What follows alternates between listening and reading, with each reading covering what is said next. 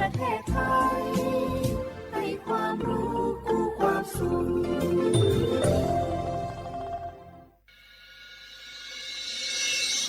สถานีวิทยุกระจายเสียงแห่งประเทศไทยจังหวัดเชียงใหม่ AM 1476 กิโลเฮิรตซ์สถานีวิทยุภาคภาษาชาติพันธุ์แห่งเดียวในประเทศไทยที่มีความทันสมัยเชื่อถือได้สร้างอัตลักษณ์กลุ่มชาติพันธุ์สู่สากล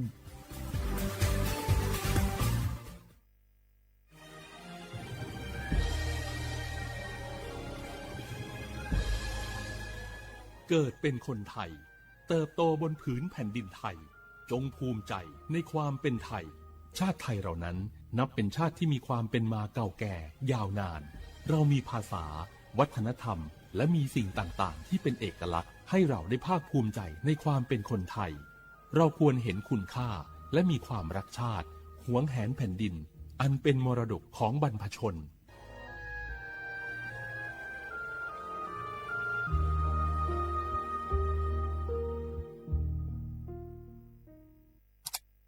อ้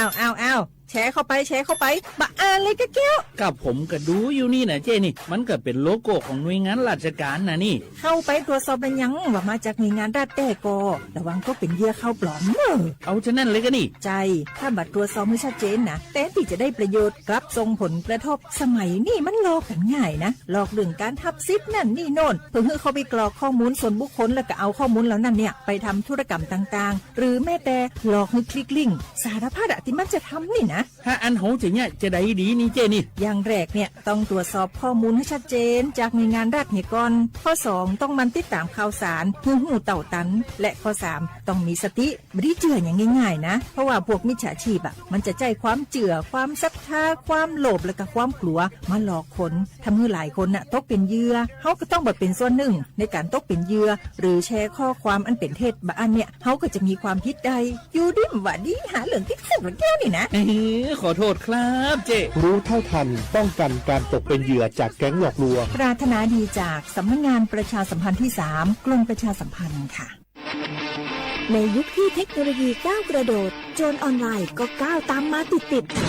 สื่อออนไลน์เปรียบเสมือนแหล่งข้อมูลชั้นดีของโจรออนไลน์เราควรใช้สื่อออนไลน์ด้วยความระมัดระวังและป้องกันตัวเองจากโจรออนไลน์ด้วยคาถา3อย่า 1. อย่าโหลดแอปจากแหล่งอื่นๆที่ไม่ใช่ App Store หรือ Play Store 2. อย่าแอดไลน์คนที่ไม่รู้จักหรืออ้างเป็นเจ้าหน้าที่หรือหน่วยงานต่างๆไม่ว่าจะเป็นจากรัฐหรือเอกชนและ 3. อย่าสแกนใบหน้าหรือให้ข้อมูลส่วนตัวในแอปที่ไม่รู้จักเด็ดขาดที่สำคัญควรท่องให้ขึ้นใจว่าธนาคารจะไม่แนบลิงก์ทุกประเภทผ่าน SMS และอีเมลรวมทั้งไม่ส่งลิงก์ขอข้อมูลสำคัญผ่านช่องทางโซเชียลมีเดียยกเว้นกรณีลูกค้าร้องขอด้วยตัวเองเท่านั้นด้วยความปรารถนาดีจากสำนักงานประชาสัมพันธ์ที่3กรมประชาสัมพันธ์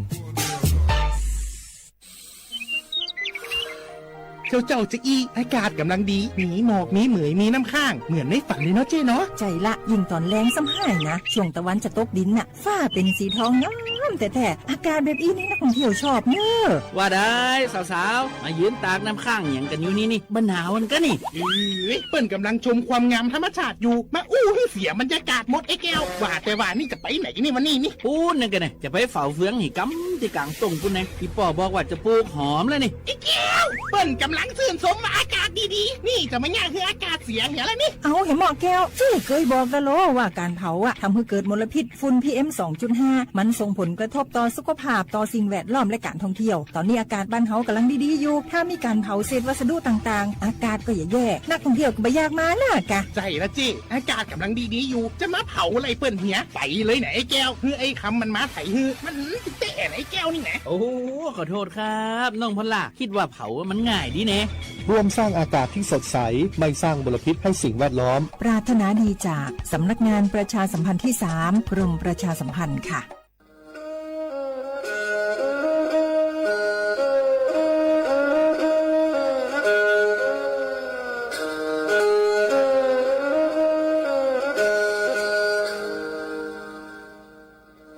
ม Đào núa, số tông chua sang xua, hú tế chờ thai, đào lúc sáng tranh mày. Lúc sư hỏi hà lù mông, inu bế hà ó ra. Yang sơn dũ, bế hà thảo sư hỏi, giữ tính, dù trao tính.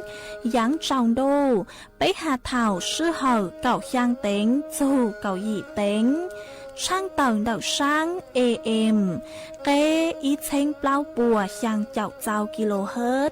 Đảo núa mông, do bấy lưu mông, suốt lờ so căng nông tàu.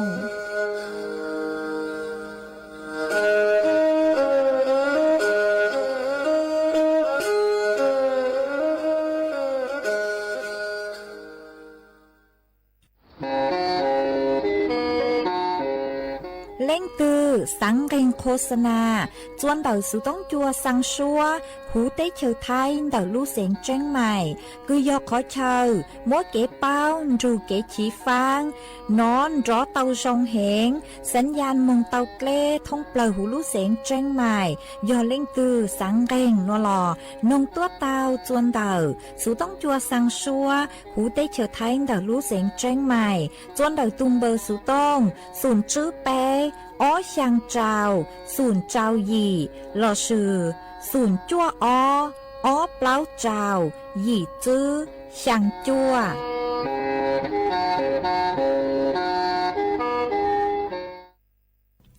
Nhớ dùng ý trọng nạ dư cứ tin ninh chẳng suốt lờ. Đợi núa cú bao nhà sỉnh hàng. Dòng xa trọ cán chọn đủ số tông chua hà lưu mông đợi lúc sỉnh tranh mày. Tuân dư ý trọng nạ dư cứ tin ninh chẳng suốt lờ. Quần đinh núa chỉ cú yết thó ý trọng nạ dư cứ tin ninh chẳng suốt lờ. Cứ mình gang lưu sai hang gang lưu nông nhớ cho hữu page Facebook. Mà thó của mày bán gột like gột share. Ý lên ý share bút cho page sơ thó AM.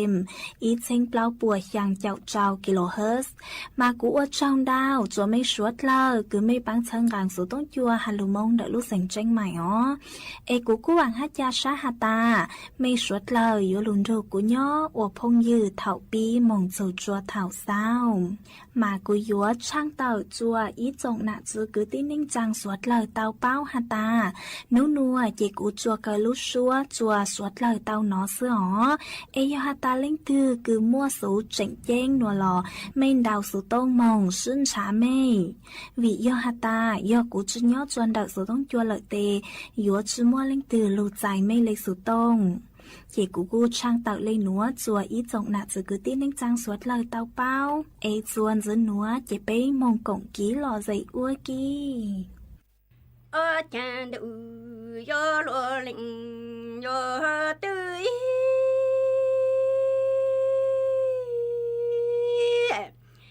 chẳng tu là lệ tu chân giờ mi yu lệ tu là lệ tu tu tăng cha mi yu lệ ni tăng to pa cha e tu y cha e chẳng gạo cho tu cho dù mong có ta tuổi cho chữ trong e lĩnh na lệ chữ chi an đặng con chú tuổi tự tăng cho ni cho lo tăng cậu cho tư cho ni lê luôn đủ gì đủ cho nhớ chẳng từ là lệ tuổi chân giờ mi yu lệ từ là lệ tuổi tự tăng cho mi yu lệ ni chẳng to cả cha e tuổi ý trong e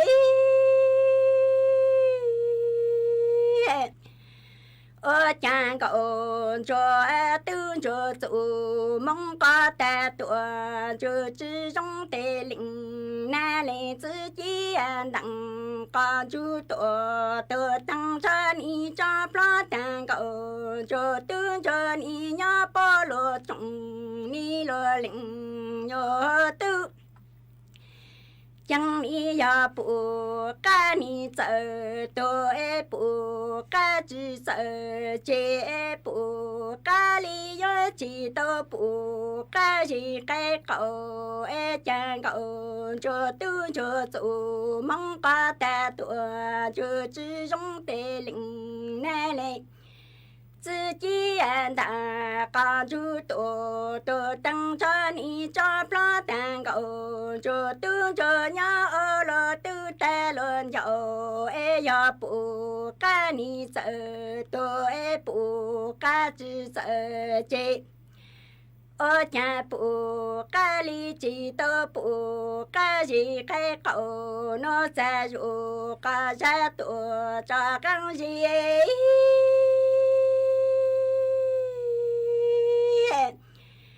我家领那领子带你走，多只走这样进口，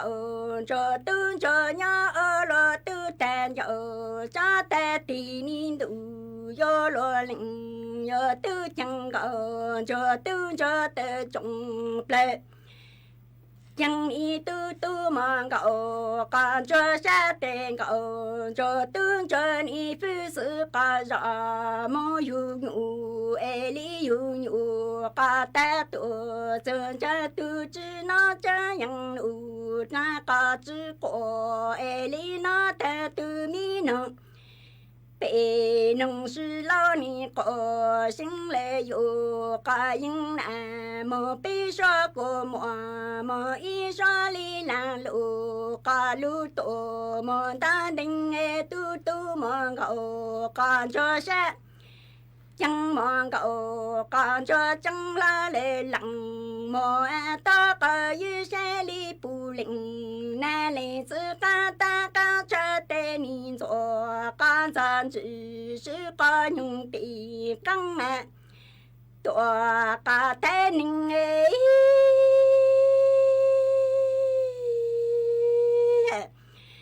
将忙狗这等着你有嘎达多，这家都知那家样路，他嘎知过嘎里那达都没能被能是老你个心来有嘎应难莫被说将么。一说你拦路，嘎路梦到路，哎嘟嘟忙狗，干着下边狗，这里长老来浪，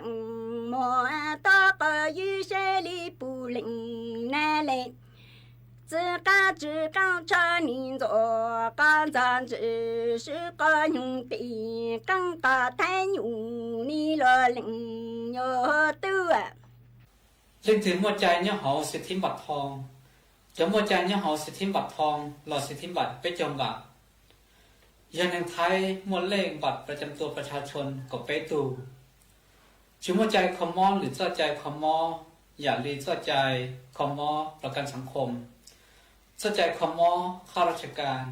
เจ้าใจคอมมอพนักงานส่วนท้องถิ่นเจ้าใจคอมมอรัฐวิสาหกิจเจ้าใจคอมมอองค์การมหาชนเจ้าใจคอมมอข้าราชการการเมือง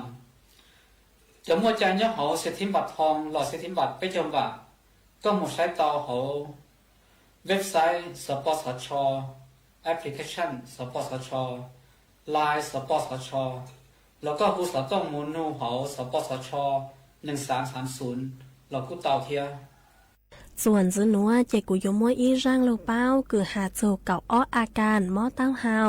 ย่อตาเล่งจุนจื้อมายัวจุเต้ามุงชาเจ้ากุดชั่วปัวหอย่อจนเดนายแพทย์ประชากัญญาประสิทธิ์ย่อแพทย์เฉพาะทางด้านศัลยกรรมประสาทย่อจนเดลูกเจก่งเดาโรงเรียนเชียงใหม่รำประบริรักษ์เต่าตักต้วนทัวเต่าโจโหเฟซบุ๊กฮาตาย่อเล่งตือคือมั่ว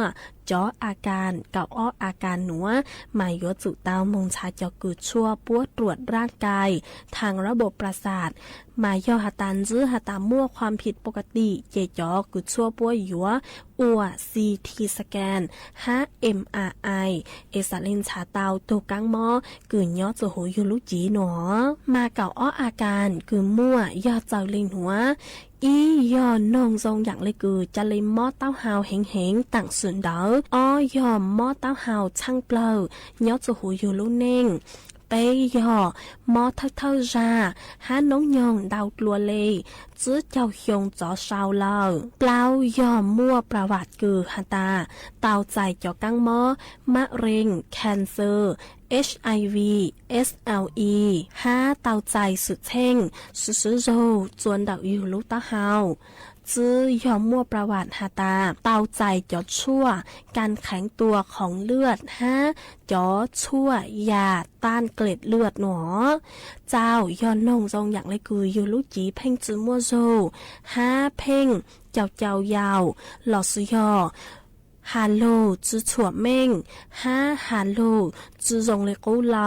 ลูกของมัวจื้อชัวปุกีจื้อตั้งเลยหนัวซื้อหาเจ็กมั่วเจาะอาการคือยอดชักคือฝวดเช่งฮะหนัวช่างยอดเพ่งนงทรงอย่างไรคือมอเต้าเฮาเหงย้อจัวอ้อจูไปลุลีเปียยี่ยอดนงทรงอย่างไรคือเพ่งสังดัวฮะจะเลยกุอีจีหลอดสุยอมอเดาหยุดจ้องก้าเดาใช้เตะใช้กดเตาจั่วยอดนงทรงอย่างไรคือเท่าคืออยู่เพ่งหลงเป๋าอยู่จอกี่ย่อหลอดสุยอก็ย่อก็เจอก็อยู่เสาคอนโซหลอดสุยอก็อยู่ตีจีเต้หนัวมาอยู่อวดจัวหนึ่งม่อนเดาหลวกกูฮะเก่าย้อนจื้อฮาตาเตาใจกี่คูมอเดาจอ OPD หลอดสุยอเดาลูกใจคูมอหรือขอเชิญตั้งสื่อมาหาจิงจื้อจงเก่าอี้ย่อฮาตาวัดความดันจอค่าความดัน1 ดาวตัวเลอีปัวชังเจ้า mmHg เก่าอ้อยอนซื้อฮาตาอยู่เพ่งมัวกินโซชาย้อจนดอกอยู่ตุเข่งหาเพ่งมัวอาการสับสนมาเหยอจุเตามุนชาจอคือชั่วปัวใช่อ๋อวิย่อฮาตาจออาการคือกูหาตั้งชอลุนหัวย่อฮาตาเล่งถึงมัวจื้อมุนจื้อจอคือชั่วมัวเป็นสื่อคือยุอวดจัวปวดจูชาเตาจื้อตังเล่นเดอเก่งแรงมั่วเป็นสื่อคือยุอวดจัวเนื้อพิการเตาห้าอ๋อยายกูจัวมัวร่างลูเป้าหนัวจะลูถังคาจัวไปสวดเลยเตาเป้าเลยหนัวซื้อจวนจื้อหนัวเจไปจอกกลางมงกงกีรอใส่อัวกี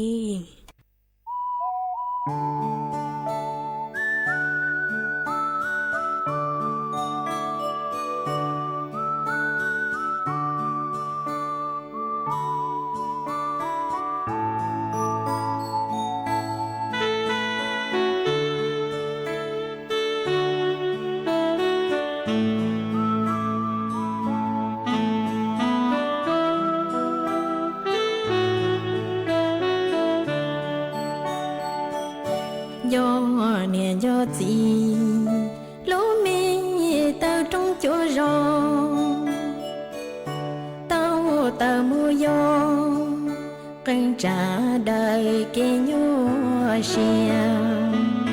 rê rô san đông sơ đời nhân rong cơ thiên lo nhân chỉ chua nia tin đời lô xuân thiên tua ô lù nâng đây đây trâu y trong tu nia tin chê nhỏ trâu tỏ ca nhẹ úa nhẹ nắng nhẹ lâu nhẹ tua nhẹ ta chuồng đau chua nó nhỏ uốn chua nắng chua cha vì lo úa lu mê nắng nhỏ cờ trong đi chỉ chua khó tư mua cây nhua xiang tao mua bia y lo trừ nỉ nhóm lom lo lũ tua muôn từ từ dư do nè do gì lũ mê tao trong chỗ rồi tiền nó yo kê yo y lưng dài chỉ mua cho trái đồ nia chỉ nhỏ tỏ ca thiệt tao lo lũ nâng chua cha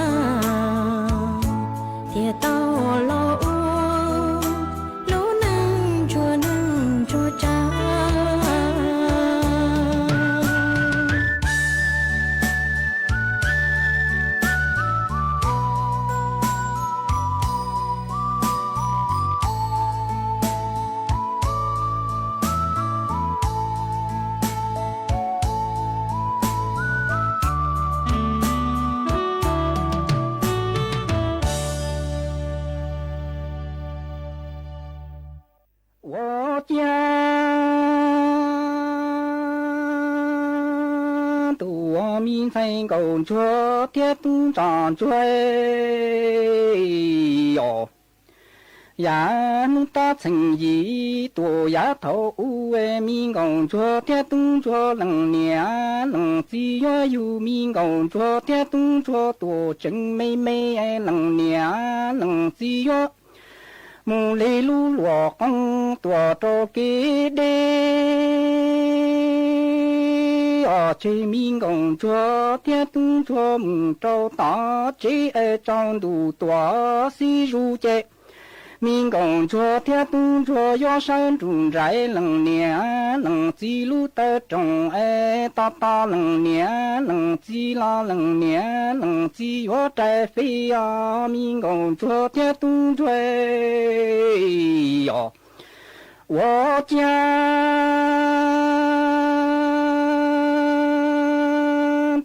min sai công chúa thiết tròn chuối nu ta thành gì tổ giá thâu ê min công chúa thiết chúa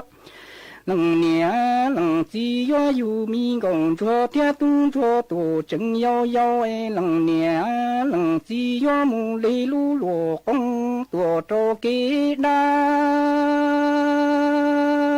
yo chi min cầu chúa thiết chúa tổ trâu tá chế en trong đủ tòa si ru chế min công chúa thiết chúa yo sơn rùn trái lăng nia lăng chi lu tơ trồng ta ta lăng nia lăng chi la lăng nia lăng chi mù trái chó cao min công chúa thiết chúa yo wo tu yo min sai công chúa thiết tròn chuối sông nói lăng nia lăng chi trên ta đua mù tua ta cho chi ni yon đầu linh chúa min công chúa thiết chúa mù trâu ta chi sai min công chúa thiết chúa yo ta ta nia chi la trái lần nhẹ lần chi mù chi trái phi à lần nhẹ thiên lần chi sông nói mi ngôn cho thiên tung cho lần nhẹ lần chi chính ta đua mù to ta cho yon đầu linh cho mi ngôn cho thiên tung cho mù to ta ca trái mi ngôn cho thiên tung cho chế 我让日照冷够冷的对门都早哎要大大年前年起啦冷年冷自己找啦民工昨天都追哟，我家都我民成工昨天都长追，熊那冷年。 冷自己打落木多大超节，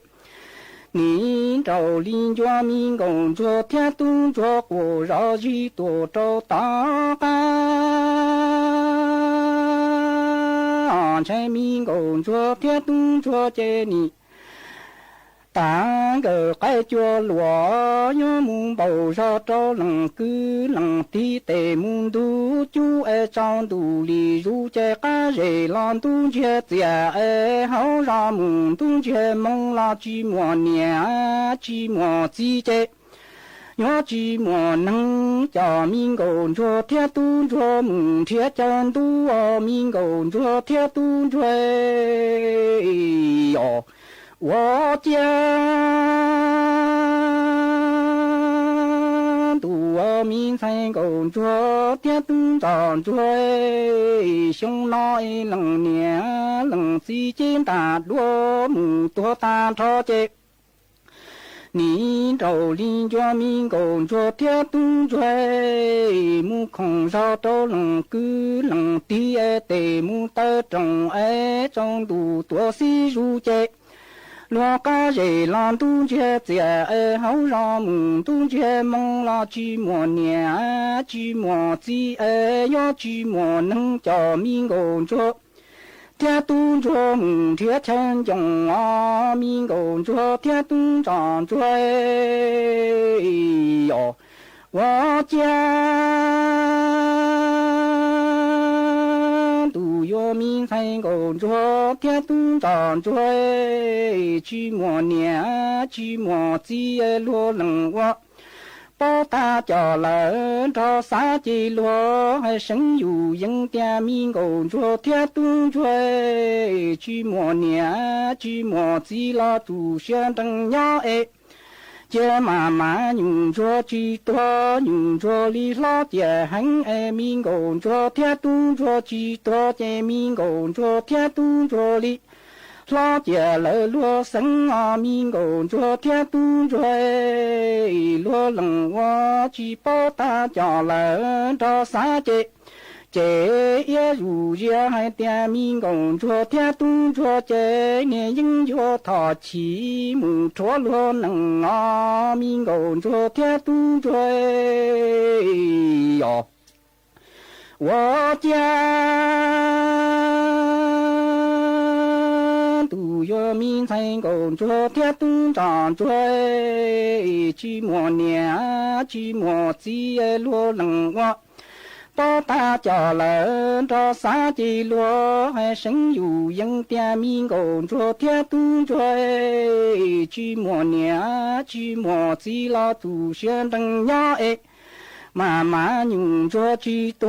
用着里老爹不爱民工作，天都着几多，见民工作，天都着里。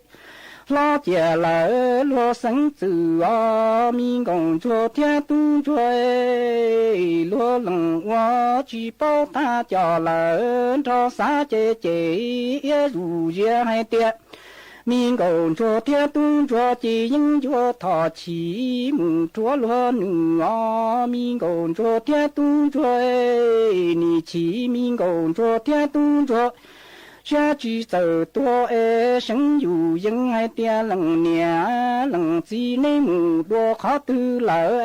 nhon đầu ni cho tề mi tu cho mi nhỏ sinh dù dân mù trót ngon chua lần nhẹ tia lần chỉ yo thơ mua ăn là chữ sinh tàu từ tu cho họ lên nè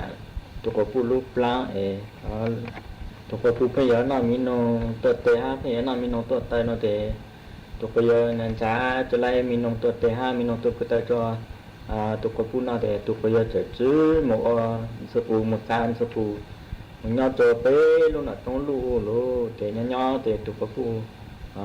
tàu từ nhà mình nhỏ thì từ nhà mình tu thì nhau từ mình tu họ số bự để luôn để nó nhung mà sai xong gì xong thì cả để từ mình tu chờ sẽ nạp chờ lỗ mình sửa như chúng một sửa để từ mình tu trả lên nà ta nà ở chờ lỗ một sửa của chúng một sửa lên nó để lên nà giờ tao khai lên nà ta mình tu cái để chúng một sửa lên của chúng một sửa xuống những một của nó để lên nà lên mà khai ta mình tu thằng lại cô cấp số đề thâu của sang cao trong đó chế của phía nào mình nói tôi tế ha phía nào mình nói tôi cứ tới này cấp số nhanh trả cho lại mình nói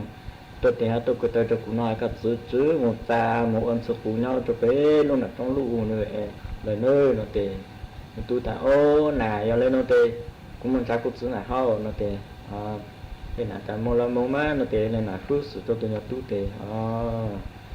tôi nhà tu trở lại luôn trời mà mó chụp về luôn nào hả cho luôn nào hả rồi lúc có tiền để cho muốn giúp tôi nào chính sự luôn là nó đâu rồi ra có cái bê tê tôi là chính sự của tôi nhà mình tu một đề tôi chính sự ta tôi nhà tu cái tốt lắm cho nó của tôi của nà ta của chú tôi số phụ được về trong nó là của tôi ra của chú na nó tiền số phụ ta giờ lấy thế có chú thế giờ cũ là thâu uế khăn nào xem có trong đôi chế khăn nào phía nó mình nó tôi thế hấp bây giờ nó mình nó tôi của tôi nó cũ nên trả cho lấy mình nó tôi thế hấp tôi của tôi được khăn nào nói cũ rồi chú tôi tao số cũ nhau tôi về trong nó nè nó tiền nhà tôi ta số thế khăn trả lên được của một chế của hai một số nó tiền số cũ ta mình tôi của một chế lại luôn cũ tôi nào tôi cú tôi cầu lên nó một số là cái này trên nhà thế của chú máu luôn số các chú là cũng nhiều một số nó tiền hàng số cũ cho tôi lấy trả tiền số cũ tiền ta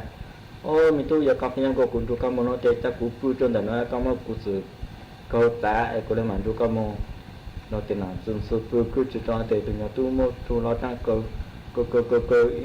ít sang tu cho họ để rồi sang để cơ lấy cho nó chú cơ quân gì là chú tất là chỉ lũ tiền mà có chỉ lấy cháu luôn tiền chúng tôi sẽ khai thì nhau tôi có chỉ lấy lũ tiền có một khởi tụ lũ khó nữa của giờ của khai có giờ có khởi lũ khó giờ của chúng tôi nói thì cũng chúng có có khó thôi tiền của tôi nói thì có một cuộc câu cứ trong một chạy có tôi giờ luôn nói thì từ nhà tôi sẽ ta hơn nói thì từ nhà tôi sẽ một trả tôi nộp rồi tôi khó rồi thì ôi là con số lũ thôi đây là chính số tôi lo cho họ luôn để nhà tôi ở trên lại chẳng luôn để tôi nhà tôi sẽ sáng nhập lại tôi nhà tôi đã giữ hết ta giờ cuộc khó giữ tôi thấy chơi giữ tôi thấy giữ cũng mong hay giữ tôi lại nó để cũng mất giữ còn nó cứ trong một chế trong khởi cha tôi trong một giống cho giờ luôn nó có sự mất cứ một chế chơi nó thì tôi nhà tôi chỉ mất sự là còn số cứ là chế luôn từ để chế này xuống số tôi cho cái chỗ lừa cho cái trong để nè tôi còn số trẻ mót là có cứ một cái cha tôi nhận được nó trả một ít là tôi nên sẽ tôi hả ta tôi còn số có hả ta sẽ cho lo cá rồi tàu mỗi tuần thay phút lại ở sau xe có cổ cam một bát chùa nó thì tôi còn số cứ lo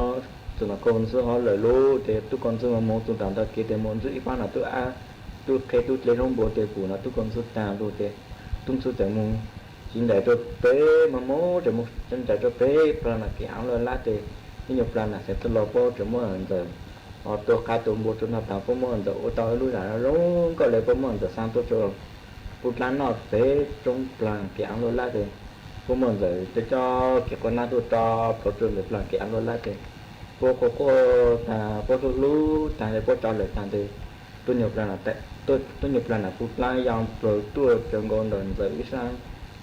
nhì han giờ ta hi hi cho ấy有龙高人子闹了在那蹲有班的所以发上飞phút lai tiêu上飞phút lai nhì hi hi cho ấy有龙高人子闹了在那蹲有班的所以老三张有弄的说ta đi cùng sự tập là tu go nhì phút lai nói nha lo cho họ tuần lo cho để tu còn sẽ han giờ ta giờ có một chế đề có sắc khai qua tại cũng có phút lai tuổi có tại giờ có khơi phút lai tuổi nó tiền giả ta hơn nó tiền giả ta còn lại một số như là chế đề có ta giờ ở trái có chắc ăn lưu là ta cũng khơi phút lai tuổi nó thì qua ta chính chính đấy có tới có tôi phút lai tuổi ta mình xem nó thì pan này tôi ăn tôi khơi tôi chơi nó bỏ thì nhà ta khai trên để phẳng ta thì mà tôi này chỉ xem bao mẹ tuần thay ca nó thì sẽ lo ta giờ này nó mới sử mà có lúc chọn thay mình ra sẽ giờ phụ nó mà tuần thay phút lại rồi giờ sẽ mất trao lừa cũng mất tuần thay phút lại rồi giờ sẽ nó thì có thể mất sẽ lâu nó là chọn thay mình ra cho lúc chén là chữ phụ thay mình ra cho lúc chén là chữ phụ thay mình ra cho lúc là chế gì đó nhị bé hỗ trợ nó chẳng là tôi còn số tôi phải hú quá ta tụi kia ban đầu về tuần thay giờ cao ca nó thì tôi còn sẽ chia cú chia cái nó bên trái sẽ một lát ra nó thì tôi còn sẽ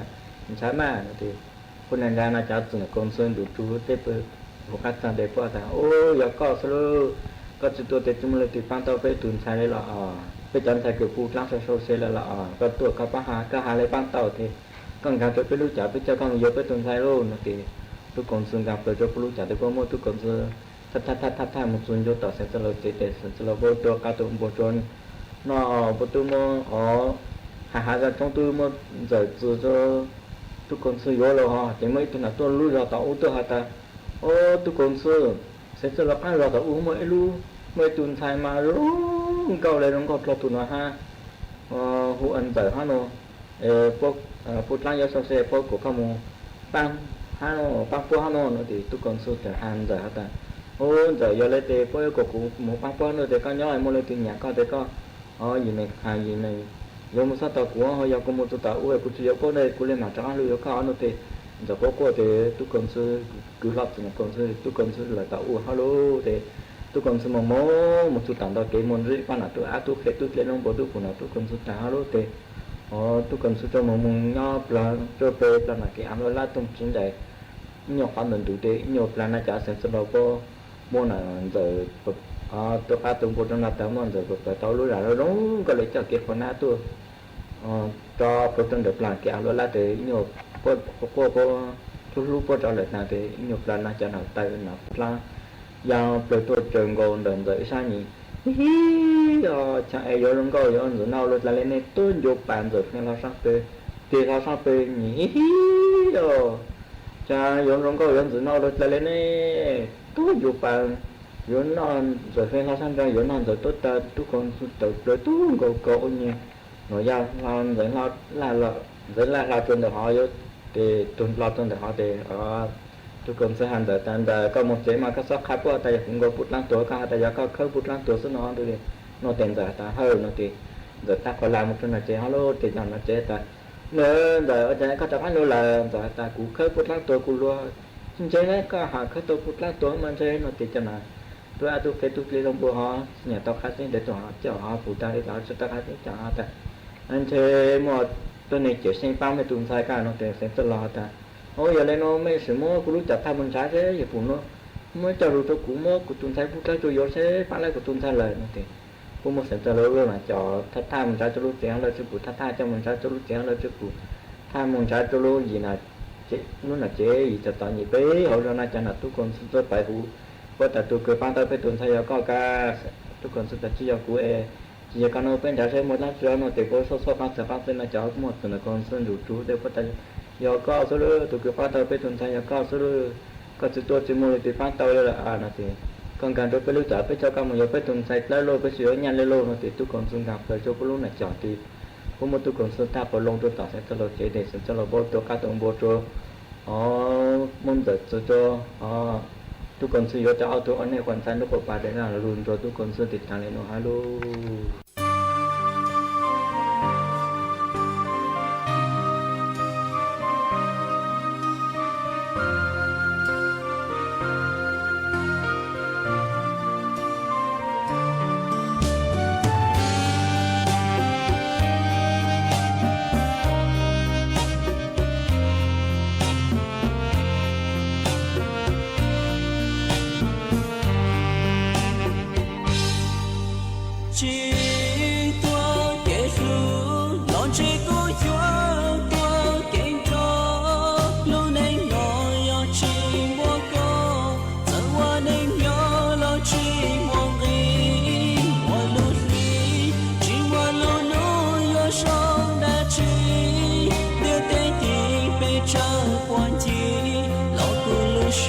tranh lưu có xưa khẩu tư có sai lương đu tranh hoa nụ cùng gió kết lưu tranh hoa cho con khẩu tư có bỏ sợ nó lo đưa hồ do buồn cho con thấu tư địa tê trình mùa nên nhỏ họ bút lưu có yên chi bao ta nhìn lưu có trời họ lưu nên nó có sự thiên nhỏ lưu cùng yốt lưu gió có lúa nó có bùa gió bao lên mùa gió có lưu xóa gió có từng chia gió lưu xuống dia gió có tu pa gió chúa cha tao muốn cho con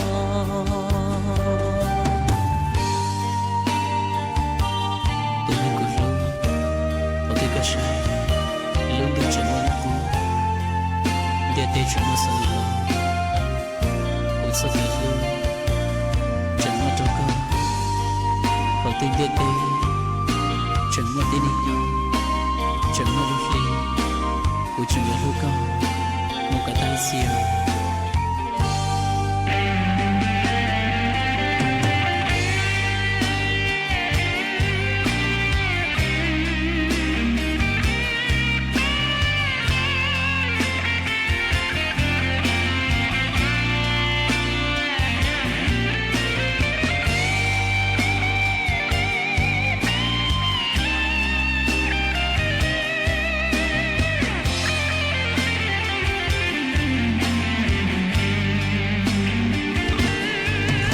có sai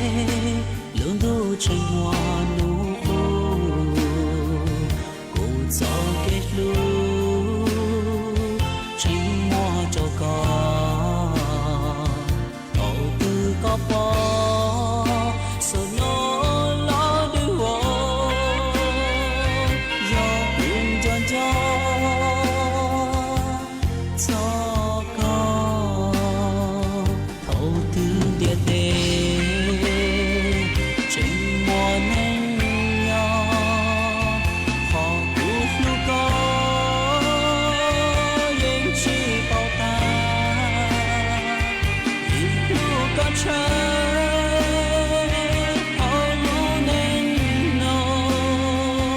có sự thiên nhỏ lưu cùng yốt lưu gió có lúa nó có bùa gió bao lên mùa gió có lưu xóa gió có từng chia gió lưu xuống dia gió có tu pa gió chúa cha tao muốn cho con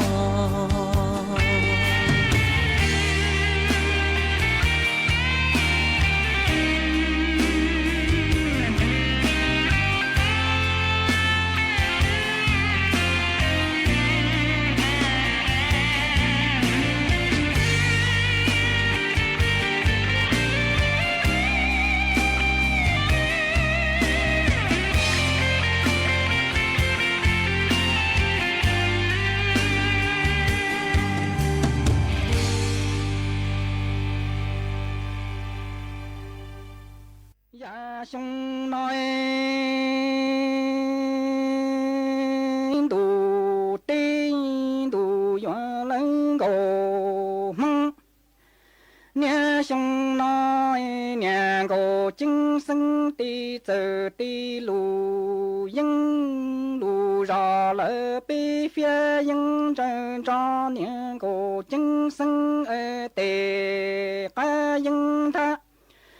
trái ya xiong nó yo chỉ niên cổ chứng sinh xe rủ ye yo mu na yên ya yên li ji ta niên cổ chứng sinh ta trái ya xiong nó niên cổ chứng sinh ti giờ ti lu yên lu ra lỡ bi phía yên trần cho niên cổ chứng sinh tề ca yên chi ya xiong nó yo chỉ niên cổ chứng sinh xe rủ ye yo mu na yên ya yên li ji ta niên cổ chứng sinh chi ya xiong nó ta chỉ niên cổ chứng sinh xe rủ ye yo mu na yên la trái vì yo niệm đã bằng trong la trong rủ trở cho niệm cổ chứng sinh tề mu cho xe li chỉ niệm cổ chứng sinh xe rủ ye yo mu na yên ya yên li ji đòn trở cho niệm cổ chứng sinh tề mu la xe trái niệm đã bằng trong li mua niệm cổ chứng sinh ra xe liền chi đó đã bằng trong tổ lỡ li niệm ya xiong nó to chỉ niệm cổ chứng sinh xe rủ ye yo mu na yên la trái vì yo niệm đã bằng trong la trong rủ trở cho niệm cổ chứng sinh tề mu cho plơ li chỉ niệm cổ chứng sinh xe rủ ye yo mu na yên ya yên li ji đòn trở cho niên cổ chứng sinh tề mu la plơ niên đã bằng trong đi mua niên cổ chứng sinh ra xe liền chi cho đã bằng trong tổ lỡ li ra trái niên đã bằng trong mua niên cổ chứng sinh早些在林区木多长等有毛早把在林区木多长的老成年个精神领着当年的帮中走木去走长成年的帮中我年个精神早把人领去木多长的老早些人领去长的多长的精神年个精神领着当年的帮中走木去走飞trái sông na niệm cổ chứng sinh chế yuan cho tao niệm đã bàn trong môn trái chín chủ chi cho rong trong y lý nuôi tòa tu tăng si niệm cổ chứng sinh chế yuan môn cho niệm đã bàn trong na chúa nam mô tòa wa ra chi ya xiong na niệm cổ chứng sinh cho tao niệm đã bàn trong mô trái chín chủ chi cho rong trong y lý nuôi tòa rong tu cho trái niệm cổ chứng sinh chế yo mu cho niệm đã bằng trong na cho nam mô tòa wa ra con trái niệm cổ chứng sinh cho tao niệm đã bằng trong môn chi la cho bên dự nhung ta lu tại ta trong gì cho yo mu cho niệm đã trong cho mu địa lỡ từ nhung chùa hậu dây tòa y hậu chùa e ya niên cổ chính sinh mù nà nhớ tao lỡ từ nhung chùa lu mi dây cơ nhớ tao lỡ từ nhung chùa lu mi tông chế trái niên cổ chính sinh lý hóa mu chè nhớ tao lỡ từ nhung say mòn cổ sông e ya niên cổ chính sinh mu nà chi nhớ từ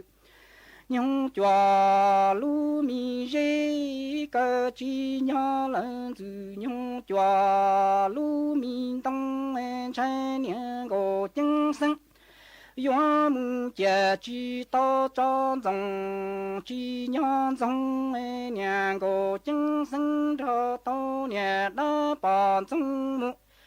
ye la za bei zi nyong da lu dai da zhong yi zha e yuan mu zhe nian da zhong zha mu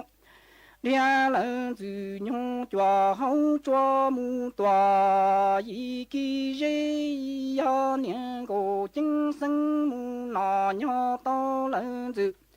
nhung chùa lu mi chùa e cơ nhớ lẫn từ nhung chùa lu mi dây trái niên cổ chính sinh lý yuan mu jie nhớ tao lẫn từ nhung say mòn cầu xây ya niên cổ chính sinh mu nà chi tao lẫn từ nhung chùa lu mi tông tông e cơ chi nhớ lẫn từ nhung chùa lu mi dây trái niên cổ chính sinh chế yuan bông lin thái la châu lẫn địa tê la chế nhớ tông cơ nhẹ chi cho từ cho lo khí chế nhẹ chi nhớ cổ chính sinh xe nhớ là lúa chúa tòa la yuan tòa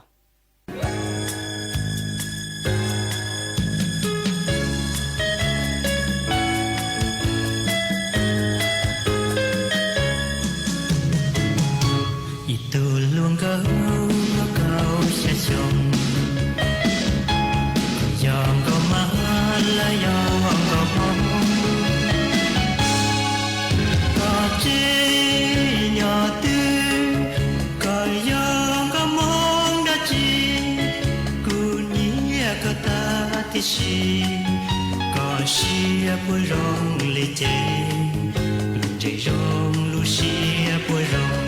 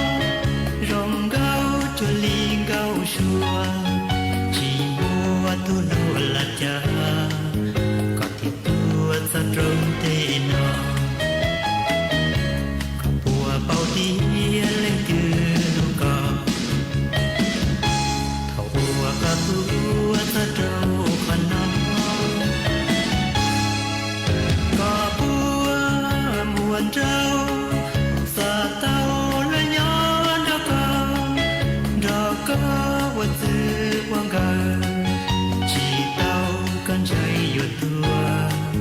chỉ sa cho cả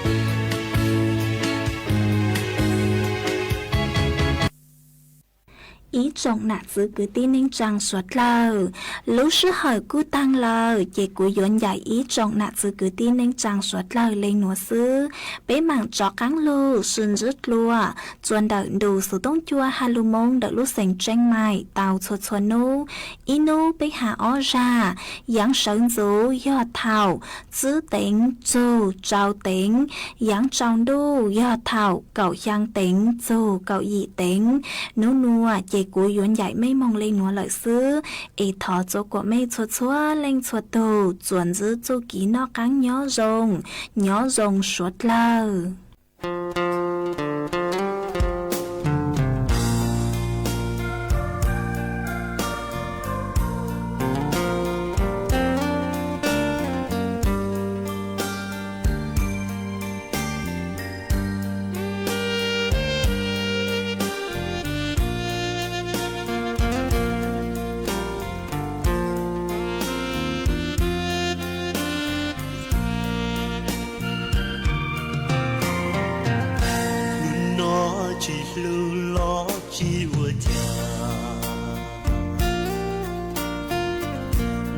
ra cây đá trâu có mù mờ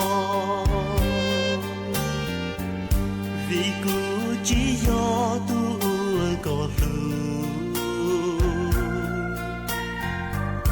do có dùng muốn nhon ta có chia nhưng nó chỉ lưu lo chưa có mù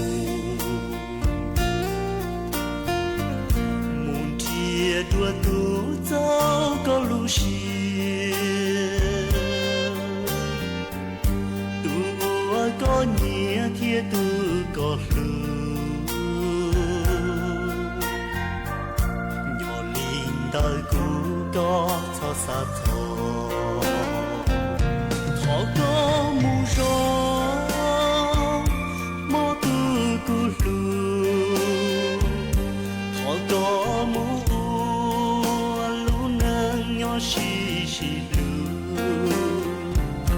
nhỏ nhỏ mùa lu lúa chỉ lu thó có trò lo cụ trần nhỏ to có thua thua lu xì hà lu nó chỉ cái lu tuôn trò chia con có chia như mù nhẹ thiệt chỉ lưu xia我们着白cho có mù trái có lưu xia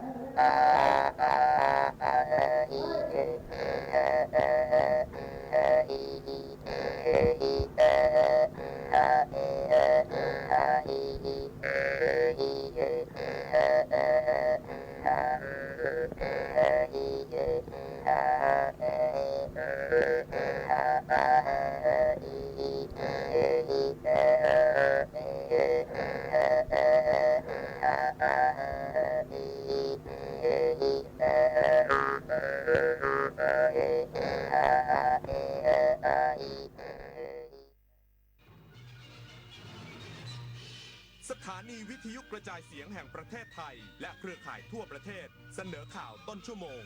รู้เร็วรู้จริงเกาะติดทุกสถานการณ์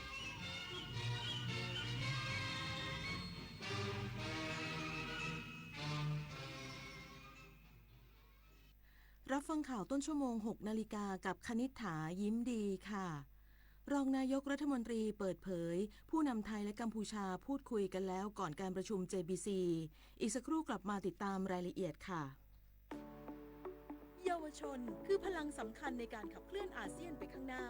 ประเทศไทยพร้อมสนับสนุนเครือข่ายเยาวชนอาเซียนให้แข็งแรงเป็นมิตรและรวมพลังด้วยการสนับสนุนเครื่องมือดิจิทัลและพื้นที่ให้เยาวชนได้แสดงออกลงทุนในโครงการพัฒนาเยาวชนสนับสนุนความร่วมมือข้ามพรมแดนและส่งเสริมการเข้าถึงการศึกษาทักษะสำหรับอนาคตอย่างเท่าเทียมเยาวชนอาเซียนคือพลังสร้างอนาคตถนนดนตรีไลฟ์เดือนมิถุนายนสนุกกับจังหวะที่อยู่ในสายเลือดของคนไทยดังไปทั้งแผ่นดินฮิตไปทุกชนชั้นจุดผสานทางวัฒนธรรมกับหมอลำสามชาติลาตินซูพร้อมศิลปินรับเชิญเท่าสราวุธทุ่งขี้เหล็กวันศุกร์ที่ 20 มิถุนายนนี้เวลา 18 นาฬิกาณห้องออดิทอเรียมอาคารศูนย์ปฏิบัติการถนนวิภาวดีรังสิตดินแดงกรุงเทพมหานครติดต่อเข้าชมฟรีได้ที่ Facebook ถนนดนตรีเรายังเป็นนักเดินทางคนชอบตื่นเช้าฟังข่าวตอนเช้าให้ทุกเช้ามีสาระตีของร้องข่าวสื่อสารตรงถึงชาวบ้านในทุกพื้นที่ผ่านหอกระจายข่าวทั่วไทยจากการจับมือกันแน่นของกรมประชาสัมพันธ์และกระทรวงมหาดไทยออกอากาศทุกวันเวลา 6:30 น.ถึง 6:45 น.ในรายการข่าวยามเช้า FM 92.5 เมกะเฮิรตซ์ทางสถานีวิทยุกระจายเสียงแห่งประเทศไทยและเครือข่ายทั่วประเทศคนไทยรักสุขภาพฟังทางนี้ขอเชิญร่วมออกกำลังกายสร้างสังคมสุขภาพดีกับโครงการแสงดำใจไทยทั้งชาติเดินวิ่งปั่นป้องกันอัมพาตครั้งที่ 11 เฉลิมพระเกียรติด้วยแนวคิดใหม่ออกกำลังกายเป็นนิสัยห่างไกลสโตรก No Stop No Stroke สมัครได้แล้ววันนี้ที่ wrb11.thai.run ถึง 31 สิงหาคม 2568 มาร่วมกันทำให้การออกกำลังกายเป็นส่วนหนึ่งในชีวิตประจำวันแล้วมาเดินวิ่งปั่นพร้อมกันทั่วประเทศ 2 พฤศจิกายนนี้รองนายกรัฐมนตรีและรัฐมนตรีว่าการกระทรวงกลาโหมเปิดเผยว่าก่อนการประชุมคณะกรรมาธิการเขตแดนร่วมไทยกัมพูชาในวันนี้ผู้นำไทยและกัมพูชาได้หารือกันแล้วโดยต้องการให้ความสัมพันธ์ยังคงอยู่ตามปกตินายภูมิธรรมเวชยชัยรองนายกรัฐมนตรีและรัฐมนตรีว่าการกระทรวงกลาโหมกล่าวถึงการประชุมคณะกรรมาธิการเขตแดนร่วมไทยกัมพูชาในวันนี้ว่าผู้นำระดับสูงของทั้งสองประเทศได้พูดคุยกันแล้วโดยได้ข้อสรุปว่าต้องการให้ความสัมพันธ์ยังคงอยู่ตามปกติเนื่องจากมีเสียงวิพากษ์วิจารณ์จากหลายส่วนที่ไม่ตรงกับข้อเท็จจริงซึ่งนำให้เกิดความเข้าใจผิดพร้อมระบุว่าขณะนี้สถานการณ์เบาลงแล้วและอยากให้รักษาบรรยากาศในการเจรจาให้เป็นไปด้วยดีขณะนี้มุ่งหวังให้กำลังพลทั้งสองฝ่ายแยกออกจากกันเข้าสู่สภาวะปกติตลอดแนวชายแดนไทยกัมพูชารักษาความสัมพันธ์ที่ดีไปพร้อมกับการพัฒนาด้านเศรษฐกิจร่วมกันพร้อมขอให้รับฟังข้อมูลข่าวสารจากรัฐบาลทั้งสองฝ่ายเท่านั้นส่วนกรณีที่สมเด็จอัครมหาเสนาบดีเดโชฮุนเซนประธานวุฒิสภากัมพูชาโพสต์ข้อความผ่าน Facebook อย่างต่อเนื่องโดยล่าสุดระบุว่ารัฐบาลไทยควบคุมทหารบางกลุ่มในกองทัพไม่ได้นายภูมิธรรมกล่าวว่าขณะนี้สะสางปัญหาดังกล่าวและเชื่อว่าน่าจะดีขึ้นปริญญวิทย์เปี่ยมสมบูรณ์รายงานกรมส่งเสริมการเรียนรู้ร่วมกับสถาบันการจัดการปัญญาภิวัตรพัฒนาคุณภาพการเรียนการสอนในระบบออนไลน์เพื่อเปิดโอกาสทางการศึกษานายธนากรดอนเหนืออธิบดีกรมส่งเสริมการเรียนรู้ลงนามบันทึกข้อตกลงความร่วมมือโครงการการจัดการศึกษาพัฒนาการบทเรียนออนไลน์ร่วมกับสถาบันการจัดการปัญญาภิวัตรพร้อมกล่าวว่ากรมส่งเสริมการเรียนรู้มีภารกิจในการส่งเสริมและเปิดโอกาสให้ประชาชนทุกช่วงวัยมีโอกาสเรียนรู้ซึ่งสอดคล้องกับแนวทางการดำเนินงานของสถาบันการจัดการปัญญาภิวัตรในการพัฒนาทักษะการเรียนการทำงานเพื่อสร้างคนให้มีคุณภาพนอกจากนี้สถาบันการจัดการปัญญาภิวัตรยังมีจุดมุ่งหมายตรงกับนโยบายการจัดการศึกษาของกระทรวงศึกษาธิการคือ Anywhere Anytime โดยความร่วมมือในครั้งนี้เพื่อร่วมการพัฒนาคุณภาพการเรียนการสอนในระบบออนไลน์เตรียมและผลิตนักศึกษาที่มีคุณภาพในด้านต่างๆทางด้านการเงินด้านทักษะอาชีพเพื่อส่งเสริมให้เกิดการจ้างงานแก่นักศึกษาสังกัดกรมส่งเสริมการเรียนรู้ และเพื่อเปิดโอกาสทางการศึกษาให้กับผู้เรียนที่มีความต้องการที่จะพัฒนาตนเอง และสามารถประกอบอาชีพในชุมชนหรือท้องถิ่นของตนเองได้โดยไม่เสียค่าใช้จ่ายตลอดหลักสูตรถือเป็นโอกาสดีที่ผู้เรียนสังกัดกรมส่งเสริมการเรียนรู้จะได้รับการพัฒนาตนเองทางด้านการเรียนและการดำรงชีวิตภูริพัฒน์สอนการรายงานกรมประมงเตรียมจัดงานวันประมงน้อมเกล้าประจำปี 2568 ภายใต้แนวคิดเทศกาลสัตว์น้ำที่ยิ่งใหญ่ที่สุดในประเทศไทยระหว่างวันที่ 27 มิถุนายน ถึง 6 กรกฎาคมนี้เพื่อผลักดันปลาสวยงามไทยให้เป็นที่นิยมในตลาดโลกและยกระดับการจัดงานก้าวสู่สากล นายอัคราพรหมเผ่ารัฐมนตรีช่วยว่าการกระทรวงเกษตรและสหกรณ์แถลงข่าวการจัดงานวันประมงน้อมเกล้าประจำปี 2568 ครั้งที่ 35 ภายใต้แนวคิดเทศกาลสัตว์น้ำที่ยิ่งใหญ่ที่สุดในประเทศไทยที่ชั้น G ศูนย์การค้าฟิวเจอร์พาร์คและสเปลโดยการจัดงานดังกล่าวกรมประมงร่วมกับคณะแพทยศาสตร์ศิริราชพยาบาลและศูนย์การค้าฟิวเจอร์พาร์คและสเปลตลอดจนภาครัฐและเอกชนจัดขึ้นระหว่างวันที่ 27 มิถุนายน ถึง 6 กรกฎาคมนี้เพื่อเสนอความสวยงามของปลาประกวดที่ได้มาตรฐานที่สุดในประเทศไทยมากถึง 7 ชนิด 76 ประเภทผลงานวิจัยและนวัตกรรมเทคโนโลยีใหม่ๆรวมทั้งนิทรรศการความรู้ทางการแพทย์เพื่อเป็นการส่งเสริมอนุรักษ์เผยแพร่ความรู้ทางวิชาการเกี่ยวกับพันธุ์สัตว์น้ำและปลาสวยงามตลอดจนพันธุ์ไม้น้ำชนิดต่างๆให้กับประชาชนและเกษตรกรเพื่อเป็นการยกระดับการจัดงานก้าวสู่สากลให้เป็นที่นิยมในตลาดโลกชวนันท์มาลีรายงานจบข่าวคณิษฐายิ้มดีอ่านรับฟังข่าวครั้งต่อไปเวลา 7 นาฬิกาค่ะติดตามข่าวที่นำเสนอไปแล้วได้ที่ www.thainews.prd.go.th